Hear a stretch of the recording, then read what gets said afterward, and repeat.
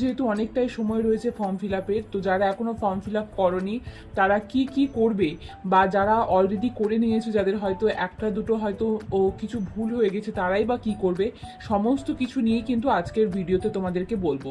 তাই বলবো ভিডিওটা স্কিপ না করে কিন্তু অবশ্যই কিন্তু পুরোটা দেখবে। তো তোমাদেরকে একটা কথা বলি, আমি যখন ফর্ম ফিল আপ করতে যাই আমি কিন্তু প্রচুর প্রচুর প্রবলেম ফেস করেছি, এই কারণে সার্ভারের কারণে। কেননা একটা জিনিস আপলোড হওয়ার পর সেটা লোডিং হয়ে যায় কিছুতেই কিন্তু সাবমিট নিচ্ছে না। এই করে করে আমার 2 দিন লেগেছে ফর্ম ফিল আপ করতে, আমি কিন্তু একদিনে একদম কমপ্লিট করতে পারিনি, যেহেতু কোনোভাবেই কিন্তু সার্ভারে কিন্তু নিচ্ছিল না। তো এতটাই প্রেশার, বুঝতে পারছো যে এত এত ক্যান্ডিডেট ফর্ম ফিল আপ করছে, তারপর হতে পারে হয়তো ওয়েদারের কারণেও কিন্তু সার্ভারের হয়তো এত প্রবলেম। তাই যারা এখনো ফর্ম ফিল আপ করোনি, ভাবছো যে আমি হয়তো শেষের দিকে গিয়ে করব বা লাস্টের দিকে গিয়ে করব, এখনো তো 3 তারিখ অবধি ডেট রয়েছে, আমি হয়তো 1 তারিখ বা 2 তারিখ করব, তাদের জন্য একটা কথা প্রথমেই বলে রাখি, সেই আশায় কিন্তু একদমই থেকো না। তুমি ভাবতে পারছো যে এখনো ফর্ম ফিল আপের মোটামুটি তোমার 1 সপ্তাহেরও বেশি দেরি আছে, যেখানে ফর্ম ফিল আপের লাস্ট ডেটের 1 সপ্তাহেরও বেশি দেরি আছে, সেখানেই সার্ভারের এতটা প্রবলেম করছে। তাহলে বুঝতে পারছো যে শেষ দিনের মাথায় গিয়ে সার্ভারে আরও কতটা প্রবলেম করতে পারে, তখন হয়তো নিচ্ছে না, এরকম প্রবলেম কিন্তু হতে পারে। তো সেই জন্য যারা এখনো পর্যন্ত ফর্ম ফিল আপ করনি, আমি বলবো এখন তো তোমরা সমস্তটা জেনে গিয়েছো যে কোথায় কি আপলোড করতে হবে বা কিভাবে কি করতে হবে, তাই কিন্তু অবশ্যই কিন্তু ফর্ম ফিল আপটা করে নাও। তো চলো এবার শুরু করি যে ফার্স্ট স্টেজ থেকে। তো ফার্স্ট স্টেজটা তোমরা সবাই জানো যে লগ ইন করবে, ওখানে প্রথমে রেজিস্টার নাও করে তারপরে কিন্তু তুমি তোমার আর ফোন নাম্বার এবং ইমেল আইডি দিয়ে প্রথমে লগ ইন করবে, তারপরে তোমার ফোনে একটা পাসওয়ার্ড যাবে, সেই পাসওয়ার্ডটা দিলেই কিন্তু তোমার আর ফার্স্ট স্টেজটা মোটামুটি কমপ্লিট হয়ে যাবে।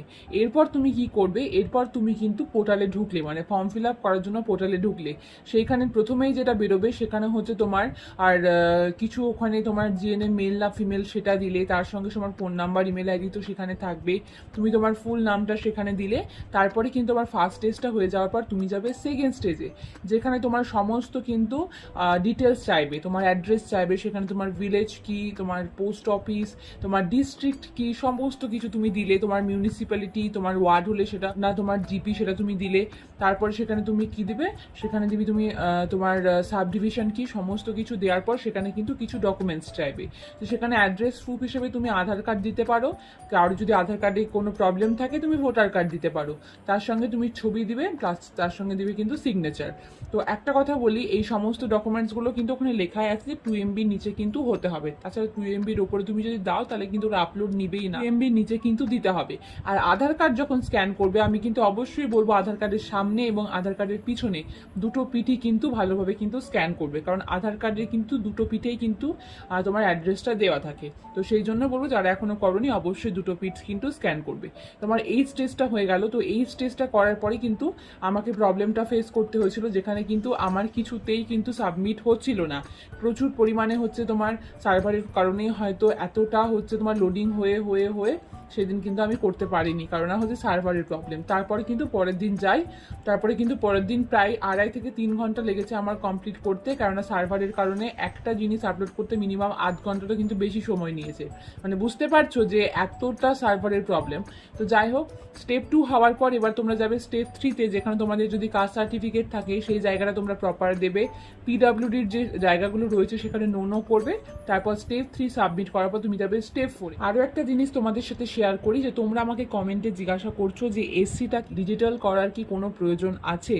তোমাদেরকে একটা কথা বলি, নোটিশে কিন্তু কোনো জায়গাতেই বলা নাই যে SC/ST সার্টিফিকেট যাদের হচ্ছে আগের সার্টিফিকেট তাদেরকে কিন্তু ডিজিটাল করে আপলোড করতে হবে, ঠিক আছে, এই জিনিসটা কিন্তু কোথাও বলা নেই। এমনকি আমরা কিন্তু খোঁজ খবরও নিয়েছি, এমনকি এসডি অফিসেও যাওয়া হয়েছিল, আমি গিয়েছিলাম, সেখান থেকে কিন্তু খোঁজ নিয়ে এসেছি, তারাও কিন্তু বলেছে যে তোমার কাছে যেটা আছে তুমি যদি সেটা দিয়ে আপলোড করো তাহলেই কিন্তু হবে, কেননা সেটার অলরেডি ডিজিটাল নাম্বার কিন্তু তোমার পোর্টালে কিন্তু শো করানো আছে, তো তারা যখন সেটা দিয়ে চেক করবে তারা কিন্তু সেই ডিজিটাল নাম্বারটা পেয়ে যাবে। তাই যাদের কাছে ডিজিটাল সার্টিফিকেট নেই তাদেরকে যে এক্ষুনি এই মুহূর্তে করেই ডিজিটাল সার্টিফিকেট আপলোড করতে হবে এরকমটা কিন্তু কোনো বিষয় নয়। যাদের কাছে যে সার্টিফিকেটটা রয়েছে, যাদের পুরনো সার্টিফিকেট, তাদের সার্টিফিকেটের জায়গায় কিন্তু 5টা নাম্বার রয়েছে, তো তুমি যদি সেই 5টা নাম্বারের এর যে সার্টিফিকেট সেটাই যদি তুমি আপলোড করো তাতে কিন্তু কোনো প্রবলেম হবে হবে না। তার সঙ্গে সঙ্গে তোমার যে সার্টিফিকেটটা রয়েছে তুমি শুধু সেটাই কিন্তু আপলোড করবে। কারোর কথায় কোনো কান দিও না, অনেকে অনেক কথা বলবে। তোমার কাছে যেটা আছে, তুমি নোটিশে যেটা দেখতে পাচ্ছ সেটা দিয়ে কিন্তু তুমি ফর্মটা কিন্তু ফিল আপ করো। আর একটা কথা বলি, যাদের ওবিসি রয়েছে তাদেরকে অবশ্যই কিন্তু রিভ্যালিডেশন করতে হবে, যেহেতু তাদের কাস্ট চেঞ্জ হয়েছে। অনেকে ওবিসি এ থেকে বি হয়েছে, অনেকে বি থেকে এ হয়েছে, আবার অনেকের হয়তো চেঞ্জও হয়নি। তো সেই জন্য ওবিসিদের জন্য অবশ্যই রিভ্যালিডেশন করে তাদেরকে কিন্তু নতুন করে কিন্তু আপলোড করতে হবে। কিন্তু এসসি এসটিদের ক্ষেত্রে কিন্তু এই বিষয়টা একদমই নয়, তাদের কিন্তু এই জিনিসটা করার কিন্তু কোনো প্রয়োজন নেই। আশা করি বুঝতে পেরেছো। এরপরে যদি তোমাদের কোথাও কোনো ডাউট থাকে আমাকে অবশ্যই কিন্তু কমেন্ট সেকশনে কমেন্ট করে জানি। তারপর স্টেপ 3 সাবমিট করার পর তুমি যাবে স্টেপ 4-এ। সব থেকে ভাইটাল পেজ কিন্তু হচ্ছে এই পেজটা, যেখানে তোমাদেরকে প্রত্যেকটা জিনিস কিন্তু সঠিকভাবে কিন্তু আপলোড করতে হবে। তো ওখানে তোমরা জানো এইচএস এর মার্কস রয়েছে, তারপরে রয়েছে জিএনএম এর মার্কস রয়েছে এবং হচ্ছে রেজিস্ট্রেশন রয়েছে। তো বলবো যে এখানে বোর্ডের যে নামগুলো, ওয়েস্ট বেঙ্গল নার্সিং কাউন্সিলিং বা এইচএস এর ক্ষেত্রে তোমার WBCHAC, মানে এই যে WBCHAC এর যে পুরো নাম, এইটা পুরো নামটা লিখে দেবে। শর্ট ফর্মে না লেখাই ভালো, তো পুরো নামটা কিন্তু লিখে দেবে। এবার একজন কমেন্ট করেছিল যে সে নাকি শর্ট ফর্মে লিখে দিয়েছো। তো এরকম যদি কেউ করে থাকো আশা করি এতে কোনো প্রবলেম হবে না, কিন্তু যারা এখনো করনি চেষ্টা করবে পুরো নামটাই কিন্তু লেখার। তারপরে সেখানে তোমার ফুল মার্কস কত দেবে, তুমি কতটা পেয়েছো সেটা দেবে, অটোমেটিক কিন্তু সেখানে পার্সেন্টেজটা কিন্তু হয়ে যাবে। তারপর যখন ডকুমেন্টস আপলোড করবে, সেখানে ডকুমেন্টস আপলোডের জায়গায় কিন্তু তোমার এইচএস এর মার্কশিট এবং প্লাস এইচএস এর সার্টিফিকেট কিন্তু মাস্ট আপলোড কিন্তু করতে হবে একটা পিডিএফ এর মধ্যে, বুঝতে পারলে? আর এইগুলোর কিন্তু যে তোমার আর সাইজটা এটাও কিন্তু 2 MBর মধ্যেই হতে হবে, কেননা প্রথমে 2 MBর উপরে ছিল বলে আমার কিন্তু সাবমিট নিচ্ছিল না। তো 2 MBর মধ্যেই কিন্তু সমস্ত কিছু করার চেষ্টা করবে, কারণ যেহেতু বলাই রয়েছে 2 MBর মধ্যে করতে হবে, তো সেই জন্য 2 MBর মধ্যেই কিন্তু করার চেষ্টা করবে। তারপরে জিএনএম এর মার্কসের জায়গায় তুমি জানো ওয়েস্ট বেঙ্গল নার্সিং কাউন্সিল লিখবে, কত কি পেয়েছো সেটা লিখবে। ফুল মার্কস তোমরা জানো আমাদের 1600, অটোমেটিক পার্সেন্টেজ নিয়ে নিবে। আর তারপরে অ্যাডিশনাল অ্যাটেম্পটের যে ঘরটা আছে সেটা হায়ার সেকেন্ডারির ক্ষেত্রে এবং জিএনএম এর ক্ষেত্রেও সেটা কিন্তু নো করবে। আর নাম্বার অফ অ্যাডিশনাল অ্যাটেম্পটে কিছু করার দরকার নেই, সে বক্সটা তুমি যদি ফাঁকাও রাখো তাও কিন্তু তাতে সাবমিট নিয়ে নেবে, বুঝতে পারলে? তারপরে হচ্ছে পাশের বক্সে গিয়ে কি করবে, সেখানে জিএনএম এর first year, second year, third ইয়ারের মার্কশিট, তার সঙ্গে ডিপ্লোমা সার্টিফিকেট কিন্তু আপলোড করবে একটা পিডিএফ এর মধ্যে, বুঝতে পারলে? তারপরে থার্ড হচ্ছে রেজিস্ট্রেশনের জায়গাটা, সেখানে 100 করবে, ওয়েস্ট বেঙ্গল নার্সিং কাউন্সিলিং করবে। আর হচ্ছে নাম্বার অফ অ্যাডিশনাল অ্যাটেম্পটে গিয়ে হচ্ছে তুমি নো করবে, তার পাশে গিয়ে তুমি রেজিস্ট্রেশন সার্টিফিকেট আপলোড করবে। এই যে রেজিস্ট্রেশন সার্টিফিকেট আপলোড করবে তার সঙ্গে সঙ্গে কিন্তু মার্কশিট আপলোড করতে হবে। তোমরা অনেকেই বলছো যে মার্কশিট কেন আপলোড করবো, মার্কশিট আপলোড করার কথা কোথাও বলা নেই। তোমাদেরকে একটা জিনিস দেখাই, যখন তোমরা ফার্স্ট হচ্ছে তোমার লগইন এর অপশনে আসছো, এই WBHRB পোর্টালে লগইন এর অপশন, এখানে দেখো স্টার মার্কস দিয়ে, তোমাদেরকে আমি স্ক্রিনে শো করাচ্ছি, স্টার মার্কস দিয়ে দুটো জিনিস লেখা রয়েছে। তো সেকেন্ডের যে অপশনটা রয়েছে সেটা পড়ো, যে কি বলা আছে। সেখানে বলা আছে যে registration certificate must be uploaded with the marksheet. If the candidate not upload the registration certificate along with marksheet, the candidate will be rejected. কি বলা আছে বুঝতে পারছো? যে রেজিস্ট্রেশন সার্টিফিকেটের সঙ্গে অবশ্যই কিন্তু মার্কশিট কিন্তু আপলোড করতে হবে, বুঝতে পারলে? তো যারা এখনো করনি অবশ্যই রেজিস্ট্রেশন সার্টিফিকেটের সঙ্গে কিন্তু মার্কশিটটা আপলোড করবে।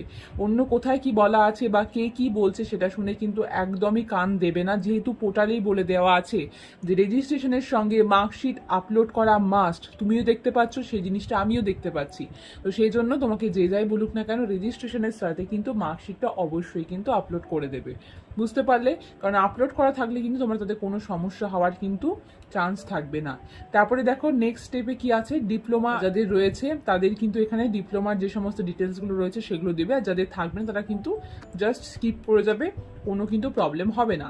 নেক্সট স্টেপে গিয়ে কি বলছে, নেক্সট স্টেপে গিয়ে বলছে হচ্ছে তোমার হচ্ছে কি এক্সপিরিয়েন্স রয়েছে। তো এক্সপিরিয়েন্সের ওখানে প্রপার এক্সপিরিয়েন্স তুমি দেবে, সেখানে তুমি কোথায় কাজ করছো, তোমার কত বছর কত মাস এক্সপিরিয়েন্স হচ্ছে, ডেজ ক্যালকুলেশন ওখানে হচ্ছে না।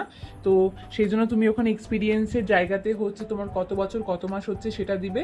তো এটা তোমরা বলছো যে আমি কিভাবে কাউন্ট করবো, তুমি জবে থেকে জয়েন করেছো তবে থেকে একদম শেষ দিন অবধি, তুমি জবে যতদিন অবধি হচ্ছে আপলোড করছো, যে সেখানে যতটা অবধি ডেট থাকছে সেটাই কিন্তু ক্যালকুলেট করে সেখানে কিন্তু দেবে, বুঝতে পারলে? পারলে, আর তার সঙ্গে সঙ্গে এখানে তোমার যে এক্সপিরিয়েন্স সার্টিফিকেটটা রয়েছে সেটা কিন্তু তুমি অ্যাটাচ করে দেবে। তারপরে হচ্ছে ডেট অফ বার্থ সার্টিফিকেট, তাই তো ডেট অফ বার্থ প্রুফ হিসেবে তুমি তোমার ডেট অফ বার্থ তো দিতে পারো, তুমি যদি তোমার কাছে অ্যাডমিট কার্ড থাকে তুমি সেই অ্যাডমিট কার্ডও কিন্তু শো করাতে পারো। এই জিনিসগুলো কিন্তু সমস্ত কিছু দিতে হবে। অ্যাডমিট কার্ডটা অবশ্যই 2 MB সাইজের কিন্তু মধ্যে হতে হবে। তো এটা হচ্ছে ফুল প্রসেস অ্যাপ্লিকেশনে। তোমরা আমাকে অনেকে জিজ্ঞাসা করছিলে, তো আমি করতে পারিনি কিছু সমস্যার কারণে, তো আজকে করলাম। যেহেতু এখনো কিছুদিন সময় রয়েছে, তো চেষ্টা করো যে আমি লাস্টের আশা না করে এখনই কিন্তু ফর্মটা ভালোভাবে কিন্তু সাবমিট করে দেওয়ার। আর তোমাদেরকে একটা কথা বলি, যে ফর্ম ফিল আপ নিয়ে তোমাদের যদি আরও কোনো ডাউট থাকে অবশ্যই আমাকে কমেন্ট সেকশনে কমেন্ট করে জানিয়ে আমি চেষ্টা করব তোমাদের কমেন্টে রিপ্লাই দেওয়ার। আর এই কিছুদিনের মধ্যে তোমাদের যদি মনে হয় যে আমার আরও একটা লাইভ করা দরকার, যেখানে তোমাদের হয়তো অনেক কোশ্চেন থাকতে পারে, কারণ সেই লাইভে সেদিন হয়তো বেশিজন জয়েন করতে পারিনি, কারণ লাইভের আপডেটটা আমি খুব তাড়াতাড়ি দিয়েছিলাম, আর হচ্ছে আমি খুব তাড়াতাড়ি জয়েন করেছিলাম, তো সেই জন্য তোমরা অনেকেই হয়তো জয়েন হতে পারোনি। তো আমি চেষ্টা করব যে 2 দিন আগে থেকেই বলে দেওয়ার যে আমি এই দিন লাইভে আসবো। তো তোমাদের যদি মনে হয় যে আমার লাইভে আসাটা উচিত, তোমাদের যদি কোথাও কোনো ডাউট থাকে বা তোমাদের কিছু কোয়ারি থাকে, তোমরা যদি আমাকে কমেন্টে বলো যে লাইভে আসলে তোমাদের হয়তো হেল্প হবে, বা তোমাদের যদি কোনো ডাউট থাকে তোমরা হয়তো সরাসরি সেটা আমাকে করতে পারবে, তো অবশ্যই কিন্তু আমি 2 থেকে 3 দিনের মধ্যে লাইভে আসবো। যদি তোমরা চাও তাহলে আমাকে কিন্তু কমেন্ট সেকশনে জানাবে। যেহেতু অলরেডি এতগুলো ইনফরমেশন দিতে গিয়ে এমনি এই ভিডিওটা অনেকটা লং হয়ে গিয়েছে, তো সেই জন্য তোমাদের কারো যদি ফর্ম ফিল আপে কোনো মিস্টেক হয়ে যায় বা ভুল হয়ে যায়, তাহলে তোমরা কি করবে বা এর নেক্সট প্রসেস কি?